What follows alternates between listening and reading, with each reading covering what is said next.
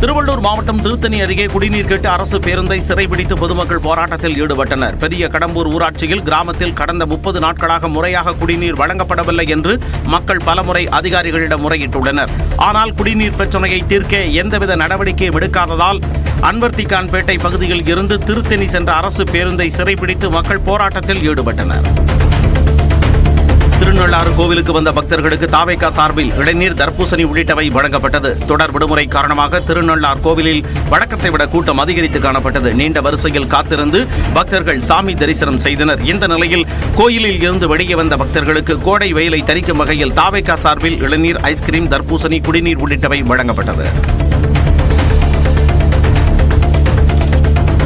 நெல்லை மாவட்டம் பாளையங்கோட்டையில் சாலையில் நடந்து சென்ற பெண்ணிடம் நகை பறிக்க முயன்றதாக இருவர் கைது செய்யப்பட்டுள்ளனர். குலவணிகர்புரத்தைச் சேர்ந்த மூக்கம்மாள் பெருமாள்புரத்தில் திருமண நிகழ்ச்சிக்கு சென்று திரும்பிய போது இருசக்கர வாகனத்தில் முகமூடி அணிந்து வந்த இருவர் நகையை பறித்து தப்பியோட முயன்றனர். மூக்கம்மாள் கூச்சலிடவே அவ்வழியாக வந்த மூதாட்டி இருவரையும் தடுக்க முயன்றார். இருப்பினும் மூதாட்டியை கீழே தள்ளி நகையை அங்கேயே விட்டுவிட்டு இருவரும் தப்பியோடினர். இதனையடுத்து மூக்கம்மாள் அளித்த புகாரின் பேரில் தாழையத்துவைச் சேர்ந்த முகமது ரஃபீக், பிரபு ஆகியோரை காவல்துறையினர் கைது செய்தனர். கிருஷ்ணகிரி மாவட்டம் மத்தூர் அருகே இருசக்கர வாகனத்தின் மீது கார் மோதிய விபத்தில் 6 வயது சிறுவன் உயிரிழந்தார்.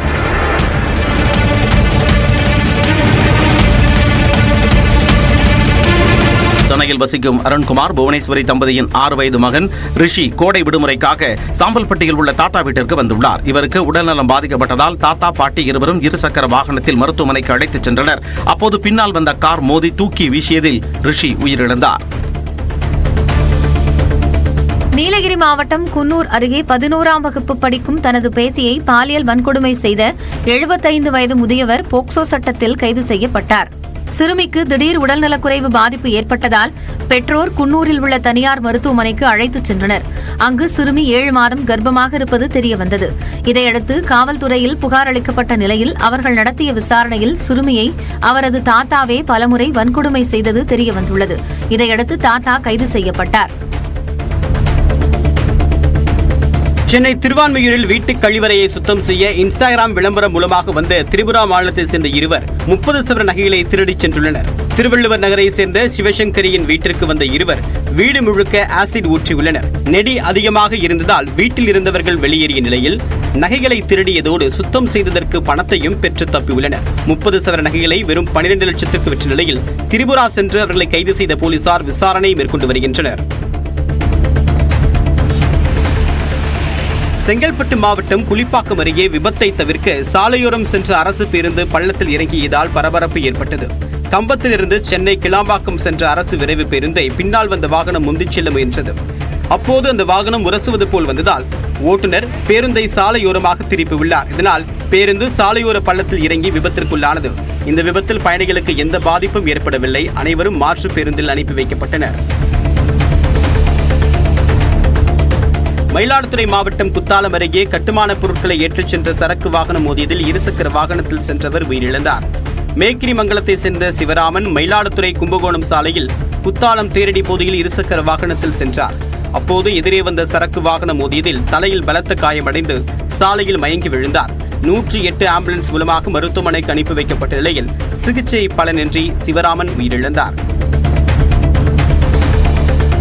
திருவள்ளூர் மாவட்டம் பொன்னேரியில் 1000 ஆண்டுகள் பழமையான அருள்மிகு ஸ்ரீ சவுந்தரவள்ளி தாயார் சமேத கரிகிருஷ்ண பெருமாள் திருக்கோவில் தேரோட்டம் சிறப்பாக நடைபெற்றது.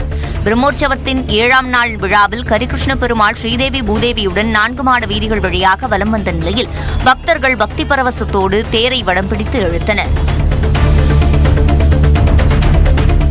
திருவள்ளூர் மாவட்டம் திருத்தணி அருகே மின்மாற்றியில் இருந்து கீழே விழுந்து உயிரிழந்த தினக்கூலி ஊழியரின் உறவினர்கள் மின் பொறியாளர் அலுவலகத்தை முற்றுகையிட்டு போராட்டத்தில் ஈடுபட்டனர். எஸ் அக்ரஹாரம் காலனியைச் சேர்ந்த எல்லப்பன் சருக்கனூரில் மின்மாற்றியில் ஏறி பழுது பார்க்கும் போது வலிப்பு ஏற்பட்டு கீழே விழுந்து உயிரிழந்தார். இந்நிலையில் எல்லப்பன் குடும்பத்தில் ஒருவருக்கு அரசு வேலையும் நிதி உதவியும் வழங்க கோரி 200க்கும் மேற்பட்டோர் போராட்டத்தில் ஈடுபட்டனர். புதுச்சேரி திருக்கனூரில் பைனான்ஸ் நிறுவனம் கொடுத்த தொல்லையால் தனது கணவர் தற்கொலை செய்து கொண்டதாக பெண் புகார் அளித்துள்ளார். சோரப்பட்டு தென்னஞ்சோலை வீதியைச் சேர்ந்த பெரியண்ணசாமி மளிகை கடை நடத்தி வந்தார். இவர் கடந்த மார்ச் மாதம் 15ஆம் தேதி வீட்டில் தூக்கிட்டு தற்கொலை செய்து கொண்டார். தனியார் நிதி நிறுவனத்தில் பெற்ற கடனுக்காக தன்னை அவமானப்படுத்தியதால் தற்கொலை செய்து கொள்வதாக பெரியண்ணசாமி கடிதம் எழுதி வைத்திருப்பதாக அவரது மனைவி கௌரி திருக்கனூர் காவல் நிலையத்தில் புகார் அளித்துள்ளார். மதுரையில் ஆட்டோமொபைல் நிறுவன உரிமையாளர் கடத்தப்பட்ட வழக்கில் மேலும் 2 கைது செய்யப்பட்டனர். நிலப்பிரச்சினை தொடர்பாக பிபிகுளம் பகுதியைச் சேர்ந்த சுந்தர் என்பவர் கடந்த 6ஆம் தேதி அடையாளம் தெரியாத மர்ம நபர்களால் காரில் கடத்திச் செல்லப்பட்டார். இதனையடுத்து மயிலாடுதுறையைச் சேர்ந்த அருள்செல்வம் உள்ளிட்ட 6 பேரை காவல்துறையினர் கைது செய்தனர். இந்த நிலையில் கடத்தலில் தொடர்புடைய மேலும் 2 கைது செய்யப்பட்டனர். ரிங் ரோடு அருகே மேம்பாலத்தில் இருந்து குதித்து தப்பியோட முயன்றபோது இருவருக்கும் கால் முறிவு ஏற்பட்டதாக காவல்துறை தெரிவித்துள்ளது. நீலகிரி மாவட்டம் பந்தலூர் அருகே நெல்லியாளம் நகராட்சி அலுவலகத்திற்குள் புகுந்த கொடிய விஷமுடைய கட்டுவிரியன் பாம்பு பாதுகாப்பாக பிடிக்கப்பட்டது. காலை அலுவலகத்தை ஊழியர்கள் திறந்தபோது கதவின் அருகே பாம்பு இருப்பது தெரியவந்தது. இதையடுத்து வனத்துறைக்கு தகவல் அளித்த நிலையில் அவர்கள் வந்து 5 அடி நீளம் கொண்ட கட்டுவிரியன் பாம்பை பிடித்து வனப்பகுதியில் விட்டனர். நாமக்கல் மாவட்டம் ராசிபுரம் அருகே திமிங்கலத்தின் உமிழ்நீர் பதுக்கி விற்பனை செய்ததாக 3 பேர் கைது செய்யப்பட்டனர். பேழுக்குறிச்சி பகுதியில் வெங்கடேசன் என்பவர் வீட்டில் திமிங்கலம் எச்சம் பதுக்கி வைத்திருப்பதாக வந்த தகவலை அடுத்து வனத்துறையினர் சோதனையிட்டனர். அப்போது 18 கிலோ திமிங்கல உமிழ்நீர் பதுக்கி வைத்திருந்தது தெரியவந்தது.